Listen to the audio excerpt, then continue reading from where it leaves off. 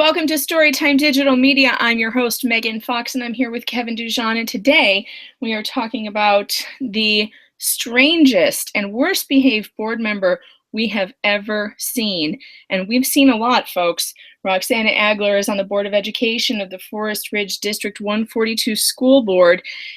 And as you can see, there's a picture of her on the screen showing us her gum in the middle of public meeting. Kevin, what is your take on Roxana Agler's behavior?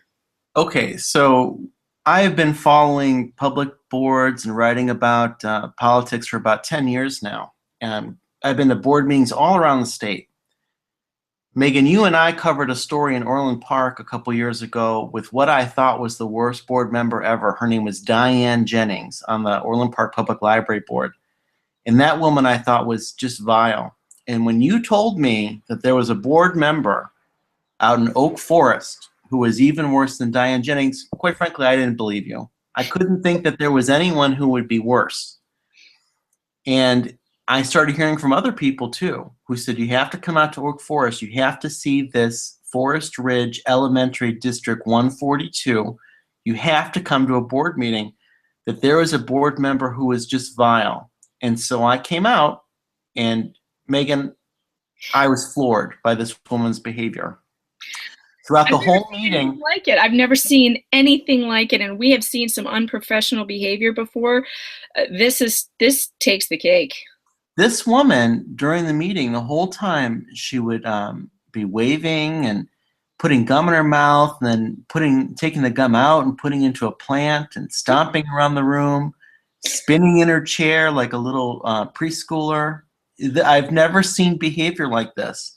Frankly, her behavior is more than just ridiculous. It's deeply troubling, because in addition to the behavior that she evidenced at the board meeting in April, board meetings that we didn't attend and that were not filmed, but there's just audio recordings of. I have a Freedom of Information Act request put in to get the audio recordings from those meetings, but I have been told that she used expletives, vulgar profanity at the board meetings.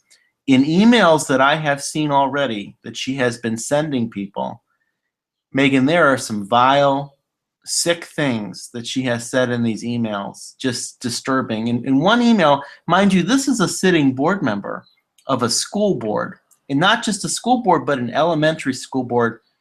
Megan, she was saying the word circle jerk. She was talking about circle jerks in an email that she sent out to board members and to staff, which in itself I think is sexual harassment based on the different policies, talking about explicit sexual things. And then she says in there, if you don't know what the word means, look it up in Urban Dictionary. She is just a vile, sick individual. Then there's this whole other thing that turns up in these emails.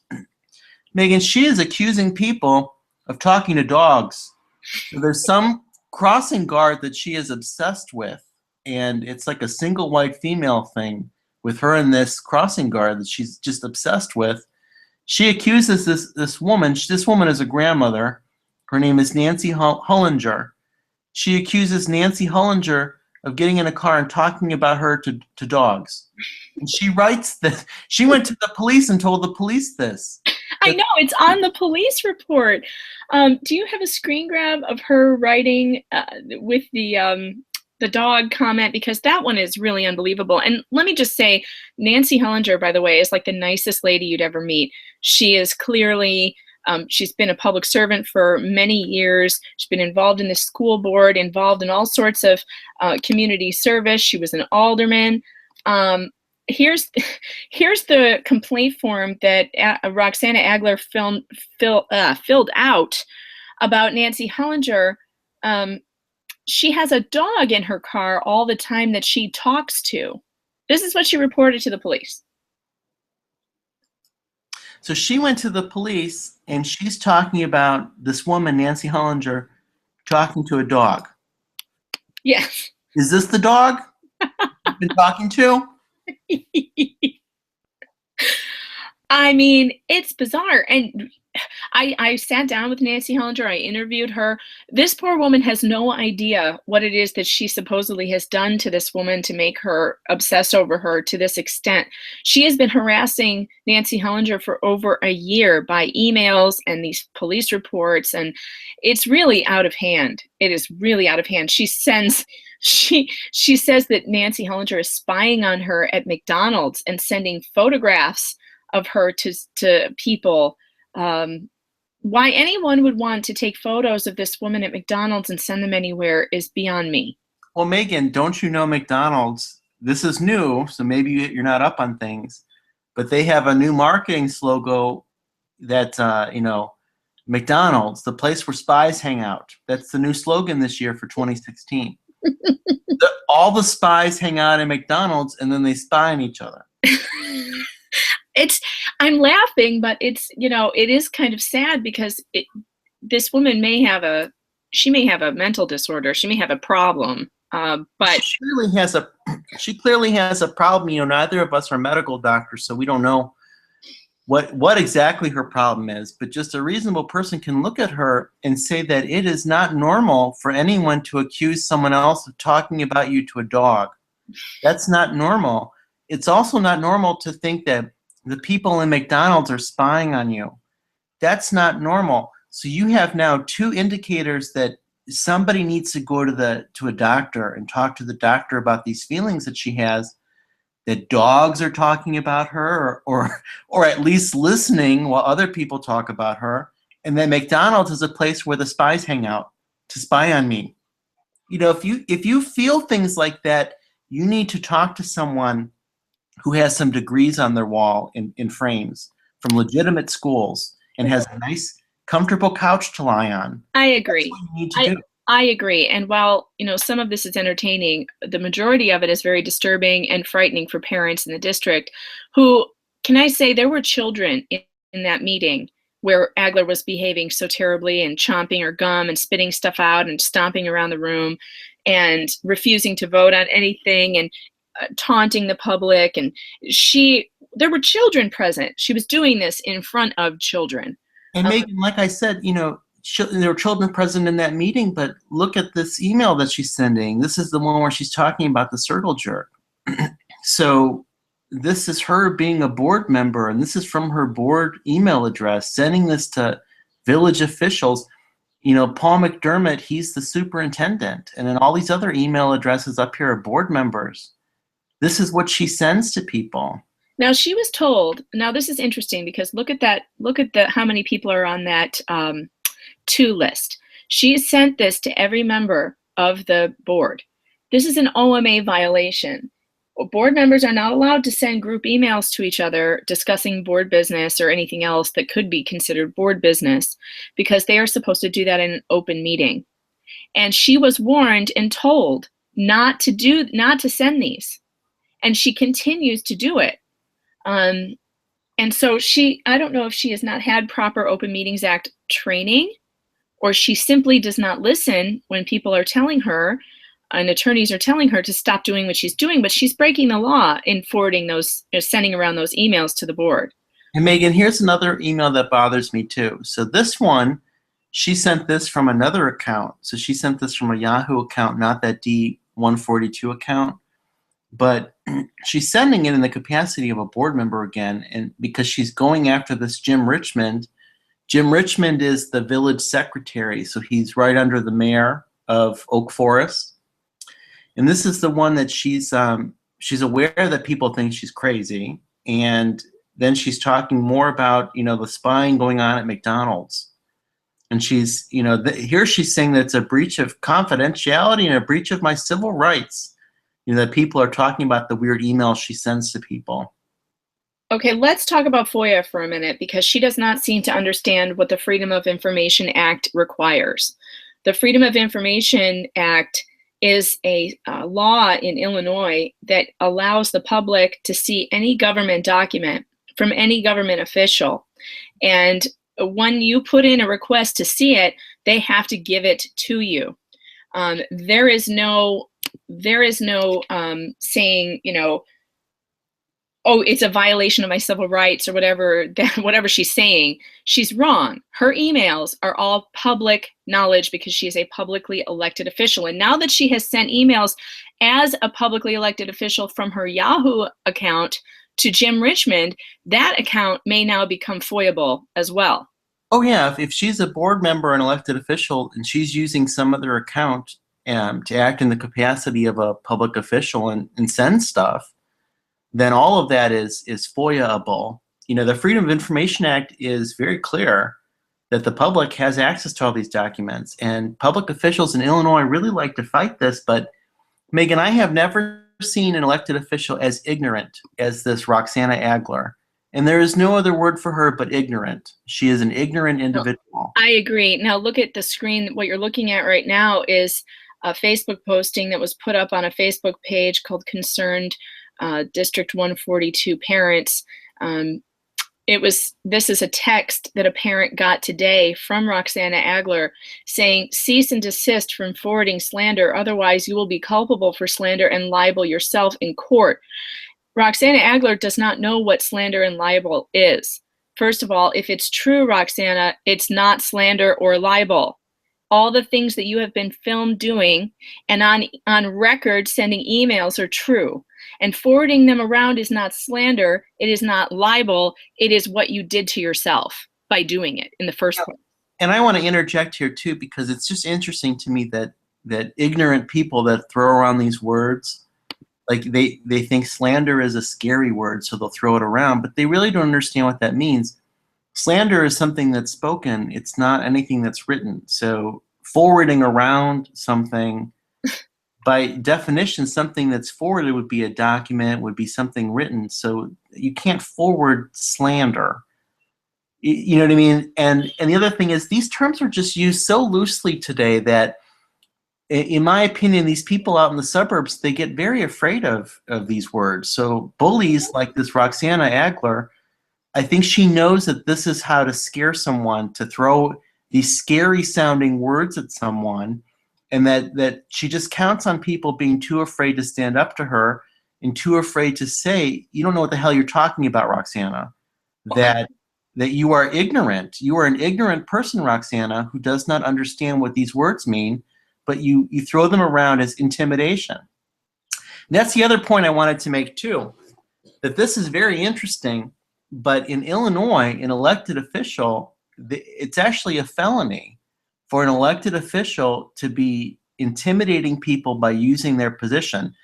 And it's pretty broad what can apply to that. So anyone who gets elected to an official position and then decides to try to use that as clout or try to use that to pressure, the police to harass someone or some other negative consequence to come to a person, Megan, it's a felony for an elected official to do that, to use their elected position to try and scare people, to harass people, to intimidate people.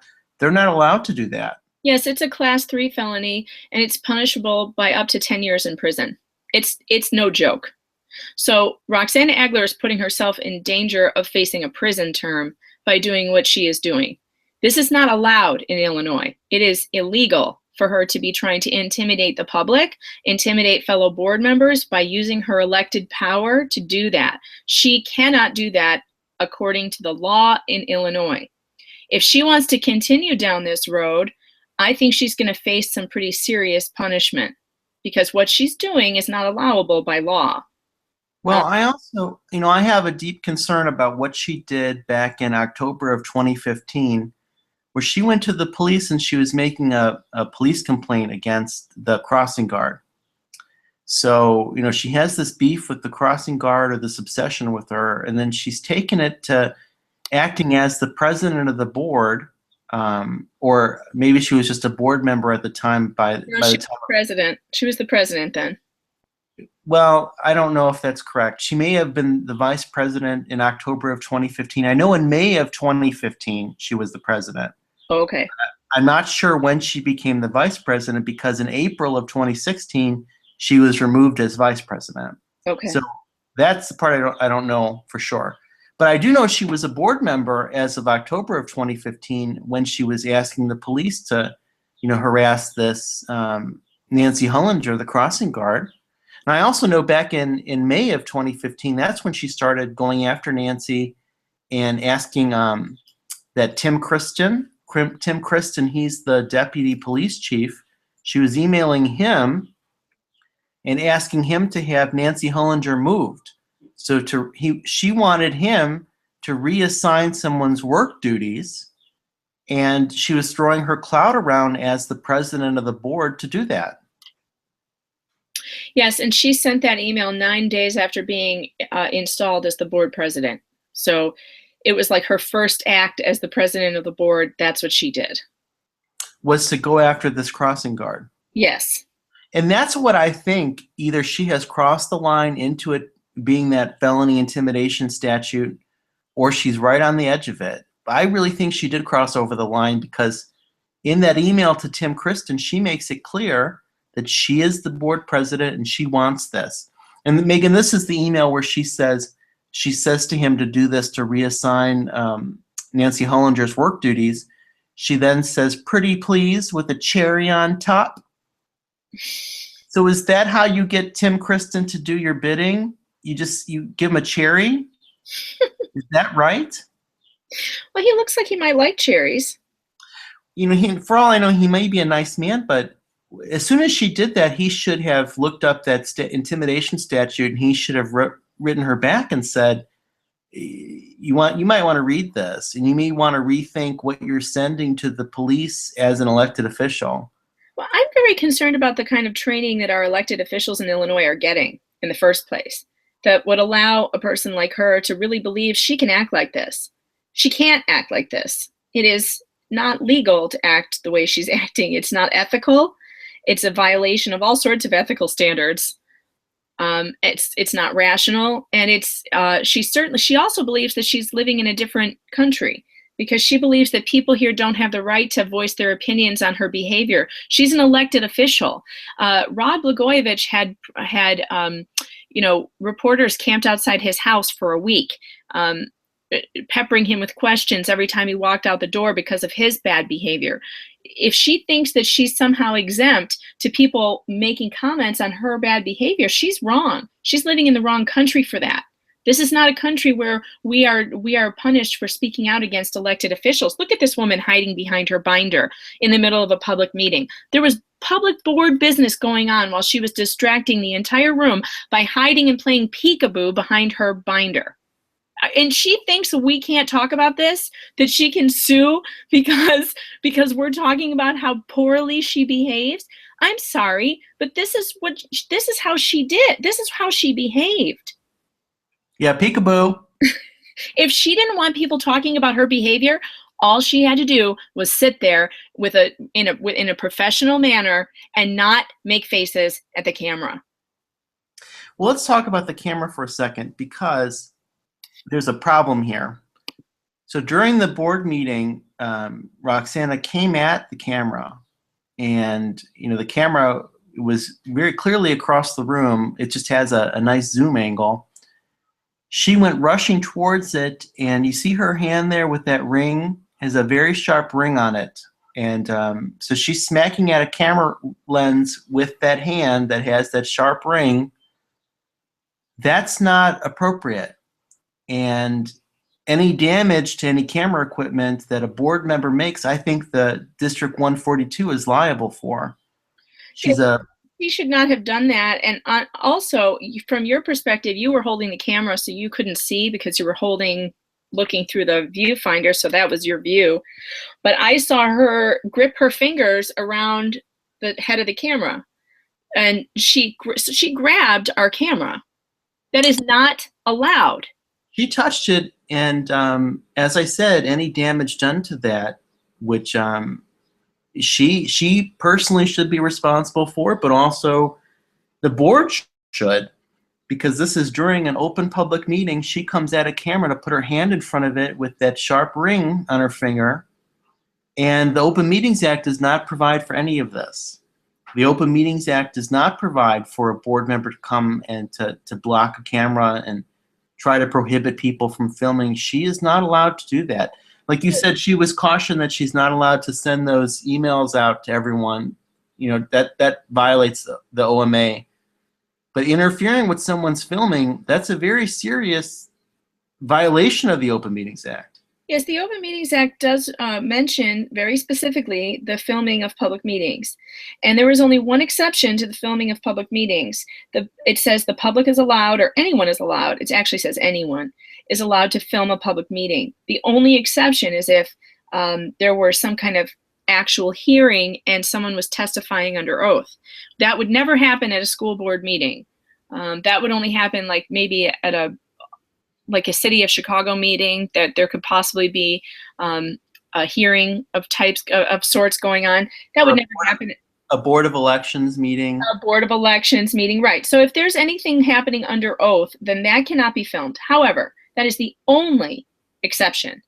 And the OMA does not provide for, in fact, it is an OMA violation to try and stop the public from filming. This woman is completely out of control. She is off the edge. She does not know what she's doing. She is ignorant. She clearly is not informed of the laws, and she should be. It is an embarrassment that board members who are elected to their positions do not understand the Open Meetings Act law. They are all required to take a training. I guess we should probably find out if her training certificate is up to date, because it does not appear to me that Roxana Agler has paid attention to her OMA training, because here she is breaking it all over the place. And it concerns me because apparently this has been going on for a while before we heard about it and came to the meeting. This has been going on for many months. Is that true? Yes. We did not just stumble into this. Parents who have been putting up with this for over a year now contacted me to tell me that they really needed some help because their local news organizations were not reporting it. And so, we decided to stop by and see what we saw. And I was not prepared for what was going to happen. We were trying to just film the meeting, and it was impossible for Kevin to actually film it, a meeting, because of her behavior. Her behavior kept distracting everyone. And so there was no reason to turn the camera off of this crazy woman. I mean, it was just bizarre. She was nonstop doing one thing after another, just making faces and stomping around and twirling around. She gave quite a performance for the entire time. The entire time. And, one of the most insulting things she did was that Melissa Krim, the PTA president, stood up to read a statement that came, she had about, 15 parents with her that night, maybe more, who were in support of her reading this statement. And she read a statement about how they feel intimidated by this woman, how she's trying to bully them, that she has dug up damaging information on them and is threatening to put it out to the community.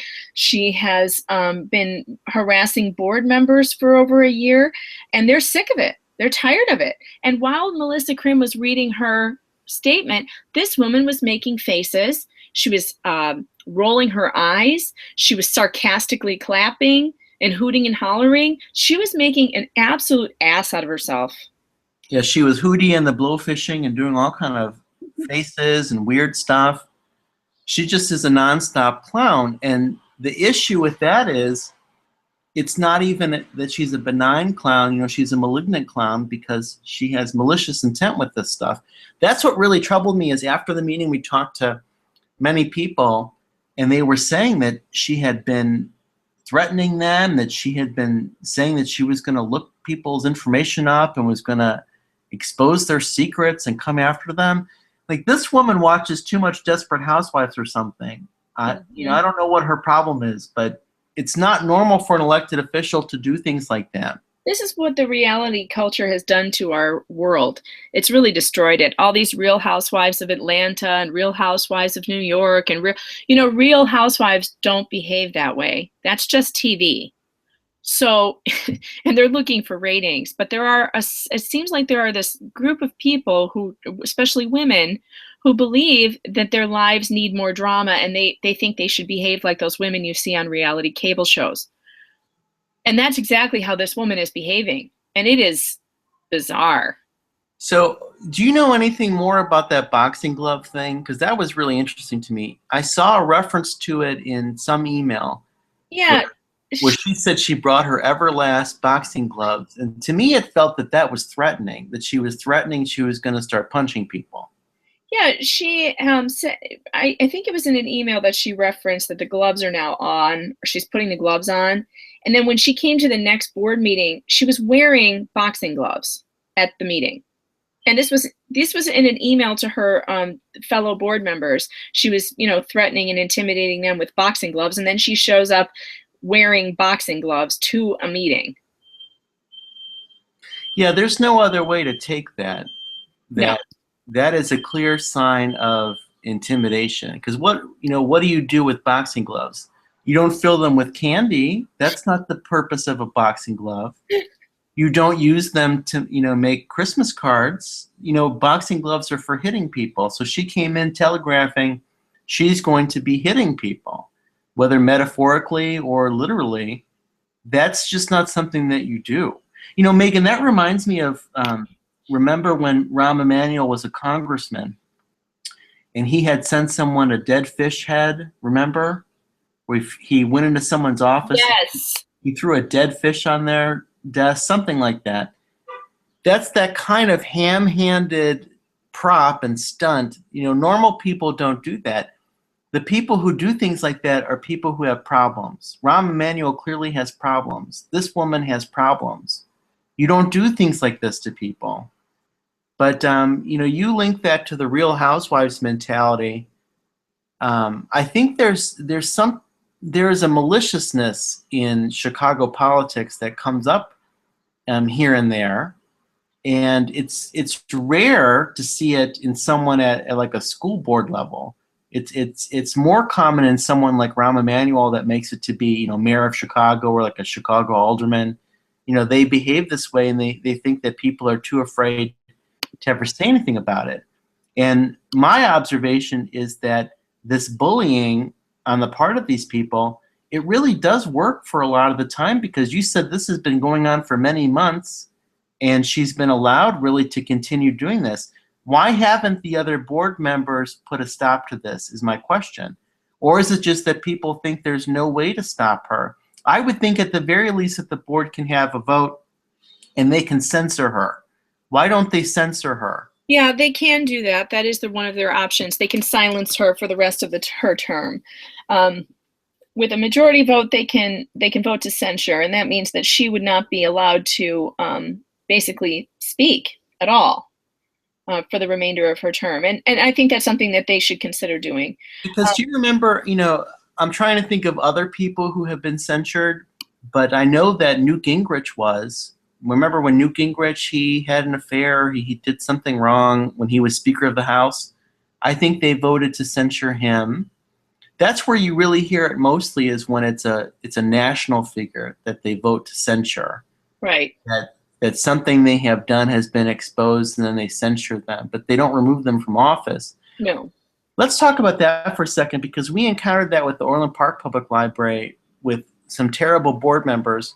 One in particular, that Diane Jennings, we caught her taking gold. She was taking gold jewelry that was being bought for her by the library director. She was taking meals she shouldn't have been taking. All of that was in direct violation of the Illinois Local Library Act.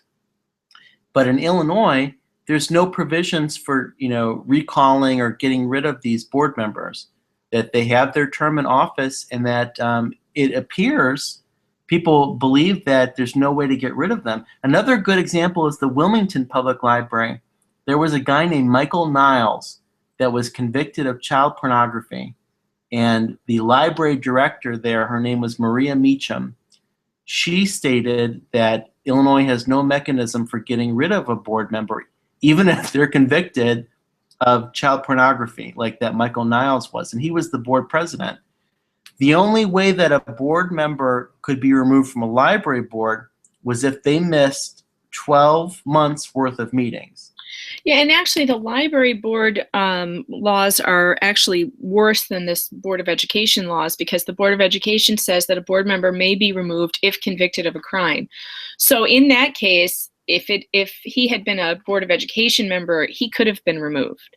Okay, this is interesting, because with the Wilmington Public Library example, because he was sentenced to a 18-month or 20-month prison term, he was going to miss more than 12 months worth of meetings, clearly.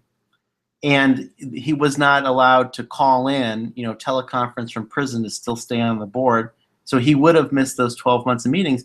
So the board went to him. This is where I think it's relevant to the school board example. The board went to him and they said, Michael, you have been convicted of child pornography. You were going to miss more than 12 months of meetings, at which point we could automatically remove you. Can you please do the right thing and just leave now and resign? Then we can fill your position. We don't have to go a month without a board member, or we don't have to go a whole year without a board member because you're going to be in prison. So just resign now. And he did. So my point is, why can't this District 142 say to her and just read off all the horrible things that she has done and say, Roxana, you need to resign from this board because you are not fit for public office. Yeah, there's something about her, though, that I think no matter what they say, she will not voluntarily resign. She's already been, she stated that to the Southtown, that there's no way she's resigning. She really has an ego problem. Well, let's talk about that for a second, though, because, okay, so there's no way that she's going to resign. This is the problem I have with a lot of people in Chicago, and this is why I think Illinois is the way that it is, and we're in the mess that it is in. I find that the people here are just naturally very pessimistic. And so they get the idea in their head of, oh, well, she's not going to listen anyway, so maybe it's better we don't do anything, because then she'll be mad at us if we say something. And, it's that mentality that it just exasperates me. I'm not from here originally, so where I grew up, people don't behave like that.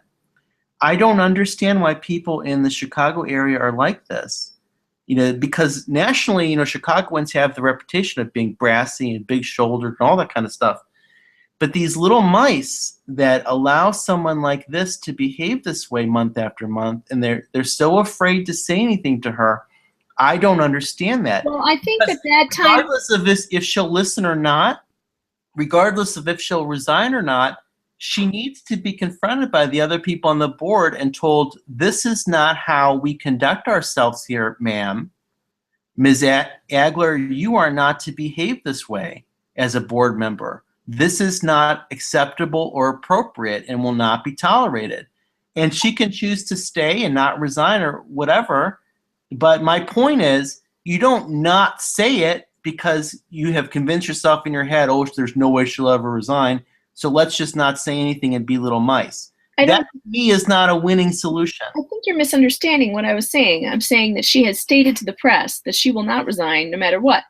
I think the time of them not saying anything to her is over. And now, they have people, the parents have reached out for help. That was the first step, was reaching out to us to get us there and cover this. The members of the PTA have been very vocal, and they had been scared for a long time, but they're no longer scared, and they're talking out. They're speaking out. They've started a Facebook page called Concerned District 142 Parents, and they're posting everything about all the articles that are being written about her on Edgar County Watchdogs, and they are posting text messages that she is sending them that's threatening them with lawsuits. So they are done being quiet. Like, there's no doubt about it. They're done. One thing I really don't understand is, why are people so afraid of this woman? That's what I don't know. I don't think really scary. I think she's ignorant. She's not that scary. She's stupid. She's very ignorant and very childish. Yeah. So I don't understand why people let her be. In the 80s, there was this movie about this. Remember when NBC used to do those movie of the week movies? Yeah. They'd have Lindsay Wagner or someone starring in it. There was this movie about this little town that was terrorized by this one man.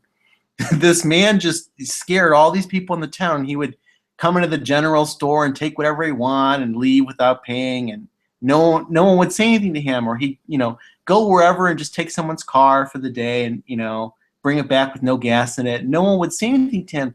They were just scared of this guy. And I never understood that. And to this day, I don't understand it. I don't understand it here in the Chicago when you see suburban people be afraid of someone like a Roxana Agler. Why be afraid of her? Why not call her out on her garbage? No, I agree. I think they finally reached their limit. You know, most people just want to resolve things as nicely as possible, and this woman is not going to allow that. You know, that there is no talking to Roxana Agler. You're going to have to fight her, and that's all there is to it. So, and the only way to do that is to stand up to the nonsense and expose what she's doing. Um, because it is so difficult to have a school board member removed, and perhaps the public pressure will force her to resign. It certainly will make anything she does null and void. Miss Megan, I look at this. Here's this clown. She's playing with her gum during the meeting and sticking her gum out and putting her gum in her mouth. You know, tiny babies do this. Babies who are 2 or 3 years old, you know, they put things in their mouth and show it to people and put it back in their mouth. Little babies do that. 47-year-old women, however old this individual is, should not be behaving this way, and should not be behaving this way in public. It should not be behaving this way in public while sitting on a public board. So that's what I don't get. You know, in going to that fear thing, one thing I do notice is that people out in the suburbs seem to be very afraid of lawsuits. Yeah, let's talk about that, because I want to. Can you put that screenshot back up of her threat to sue a member of the public for speaking out about her? Okay, there it is. Please explain to people what the Citizens Participation Act is and what a SLAPP is. Okay, so first of all, a SLAPP, that's an acronym, and that stands for Strategic Litigation Against Public Participation.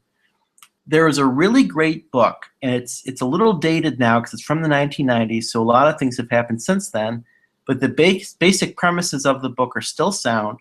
It's called SLAPPS, S-L-A-P-P-S, by George Pring, P-R-I-N-G, and Penelope Canan, C-A-N-A-N. And this is a book that examined SLAPPS in great detail, and no one has written another book since then, since the 1990s to update. But one of the good things that has happened is that people have become even more aware since this book was written, and governments have really gotten into even more trouble since back then. And the basic premise is that in America, we have the First Amendment.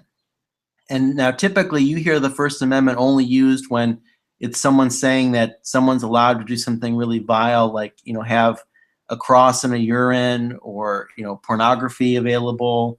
That's when you hear people saying, oh, First Amendment, First Amendment. There's a lot more to the First Amendment than that.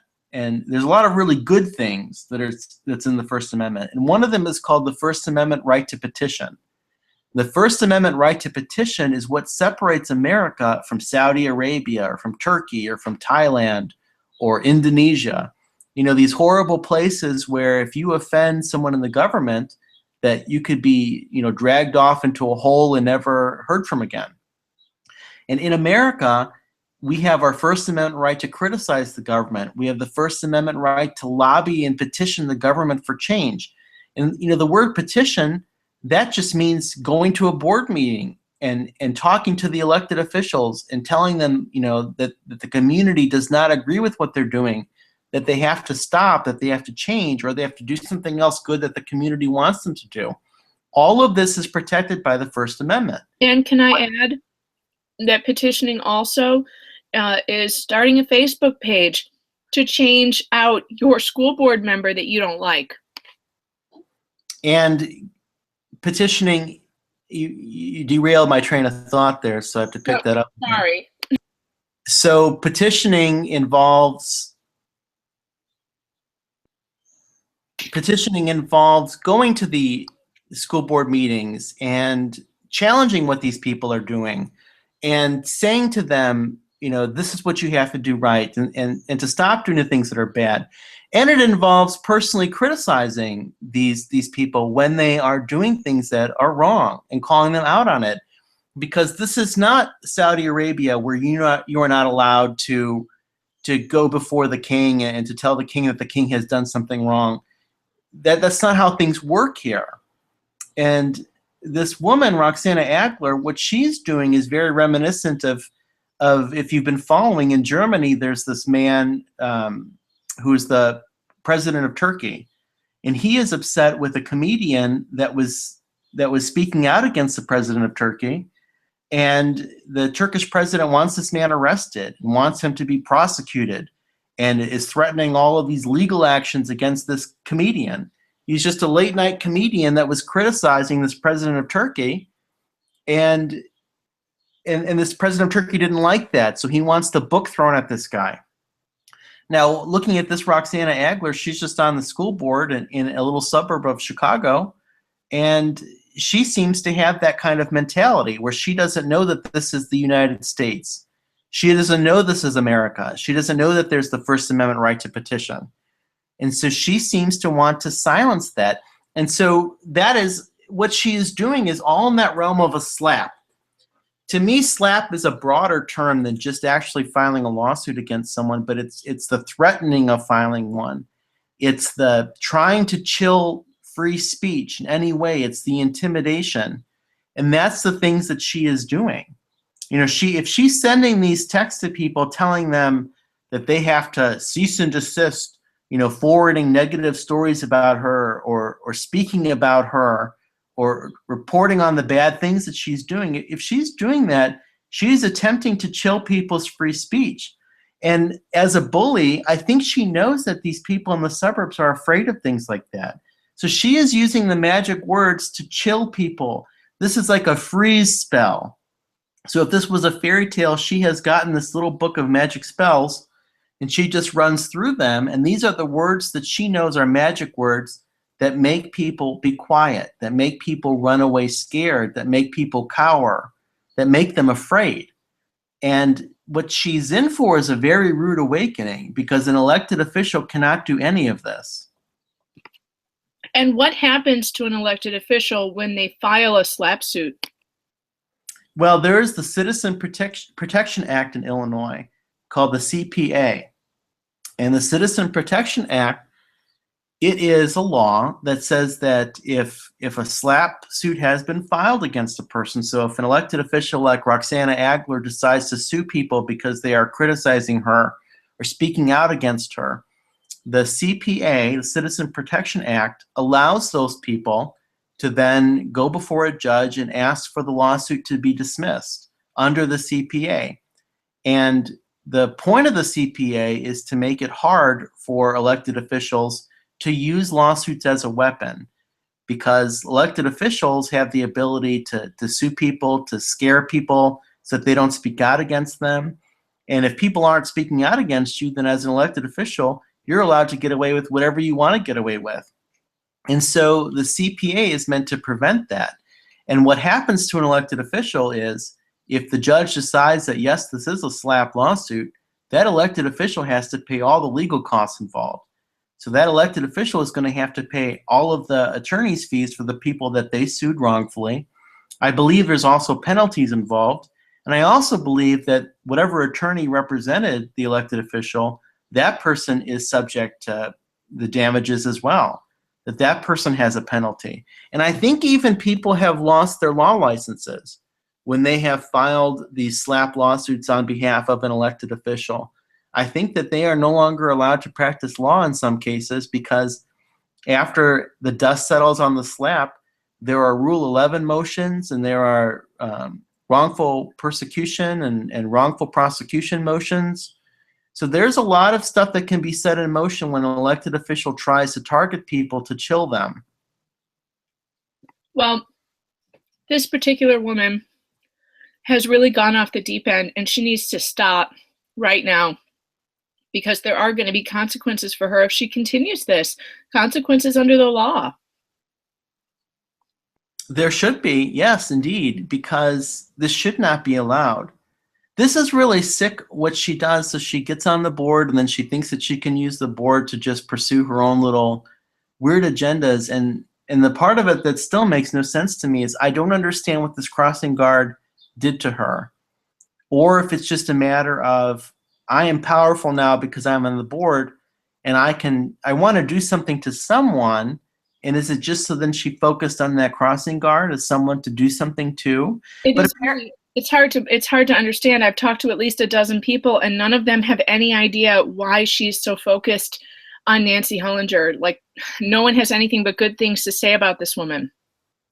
And is she the only one that's being targeted, or there's other people? Because it sounds like she also fights with people in the PTA. So it's not just that Nancy Hullinger is the only focus, but she's the I think the strangest focus. But then it seems like she's sparring with the PTA too. Right. There are others, and we're going to find out with our FOIA request who the others are, because we have those emails coming. Right. And so, yeah, I have FOIA'd all the recordings too from the January meeting, the February meeting, the March meeting. I really want to hear some of this because I heard that the January and March meetings, I think maybe the February meeting too, weren't they were very explosive, weren't they? Yes, I have been told that she was using vulgarity, obscenities, just going just off the deep end.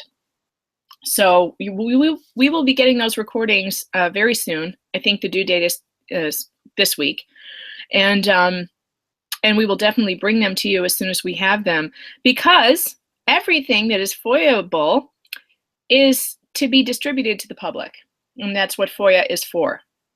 And no government official can sue because a person released FOIA information. And I think that Roxana Agler needs a lesson in this. She needs to understand what FOIA is, and she needs to understand that she cannot use her district email to send bullying, harassing, vulgar emails and not have them read to the public. Right. That's something else that I had heard.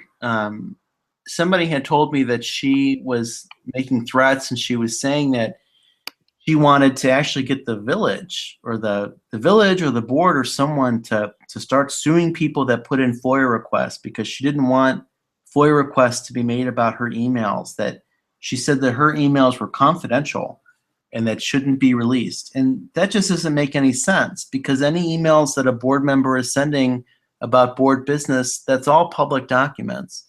The public has a right to review that. And any emails she's sending from her board email, even if they're not about board business, anything she sends is public information. Anything.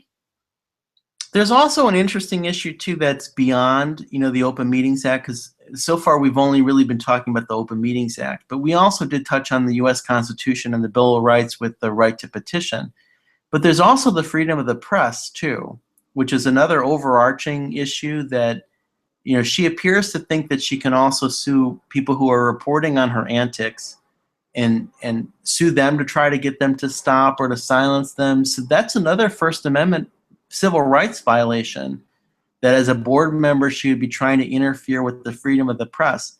So that would just add another count against her in terms of, the wrongful things that she has been doing to people.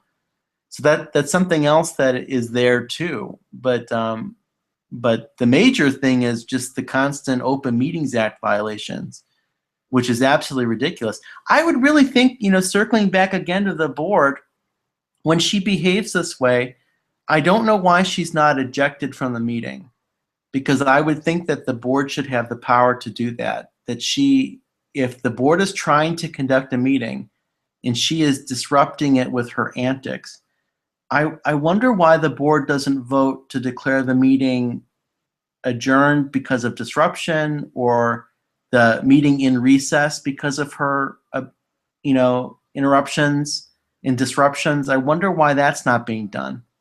Well, and come on, you saw the video when she is stomping around the room in the middle of one of the principals. He's giving a presentation. She's stomping around the room. You can hear her every footstep, slamming doors, leaving the room, coming back in, putting her gum in the plant. All of that, none of that it should be allowable. She should sit in her seat like an adult and behave herself like an adult. And if she can't do that, you're right, she should be asked to leave. Because I think they have the power to ask her to leave if she's misbehaving during a meeting. I think they can. I don't know if it's ever been done. That's going to be an interesting thing to try to research, to see if other boards out there have asked a board member who behaves badly to please get up and leave, or if they vote to go into recess while that person collects themselves or takes whatever medication they may need to make them behave better. Well, she I'm was. not, I really am not trying to be funny, and I'm really trying to be delicate with that because some people have issues, but I'm being very serious that are there other cases where some board member, for whatever reason, started acting bizarre and deranged, and the meeting had to be stopped for a while so that person could collect themselves? I think there must be a mechanism for that. Well, she also was asked to leave the PTA meeting that she caused a big scene at. That was not recorded. Unfortunately, the PTA does not record their meetings. I hope that going forward, they are smart enough to have a video camera at those meetings, recording everything that's happening. Um, she was told at the last PTA meeting she was at that she would either have to leave or they were going to ask the police to escort her out because her behavior was so disruptive. So I know the PTA has asked her to leave, and she did, I think, eventually leave without police escort. I think that this is an instance where whenever anyone is in the presence of this Roxana Agler, I think you need to remember ABF. Always be filming. Yeah. Always be filming. Now, here's an interesting question I don't know the answer to. Are PTA meetings, are they public meetings? Yes, they are. I So don't know if they are. I do not know if they are governed by the Open Meetings Act, however, but I mean, anyone could go to them. If I need to find out if they're governed by the OMA. is the PTA a public body or a private body? Yeah, that I don't know. See, I don't know the answer to this either, but maybe someone listening can email us and tell us, or maybe we can ask the Attorney General's office. You know, the Attorney General's office in Illinois, they have a thing called the Public Access Counselor that I am a very big fan of, and I know, Megan, that you wish that it had more teeth and was stronger. But I think, considering how terrible Illinois is, the fact that there is actually a resource for people to go to ask them questions about bad things that the government is doing, I think it's pretty amazing. And in my opinion, they're really nice people there. That's part of Lisa Madigan's office. And I give her this, boy, did she keep her promise. She had made a campaign promise when she was running for Attorney General back in the day that if she got elected, she was going to make sure that our FOIA laws and our Open Meetings Act laws were strengthened. And there was this big push to do in Illinois what Indiana had done and create this public access counselor's office. And basically what the PAC is, PAC meaning public access counselor, it is kind of like a lawyer that you can talk to for free about municipal law and about the Open Meetings Act, the Freedom of Information Act, what's going on at board meetings, and they will speak to you. They're very nice. And if you ever see anything happening wrong at a public meeting or something you think doesn't seem right, like for instance, Roxana coming over and covering up the camera and trying to keep people from filming, that is, in my opinion, a violation of the Open Meetings Act, because the Open Meetings Act says that all meetings can be filmed by anyone. A board member coming and trying to stop filming, that would be a violation. So in that instance, people can complain to the Attorney General's office of the PAC about her doing that. And then the PAC would look at it, they'd look at the tape of her doing it, they'd think about it, they'd check the Open Meetings Act to see what the law said, and then they would issue a letter of determination saying whether the D-142 board broke the law by letting Roxana do that. And so that's how the process works.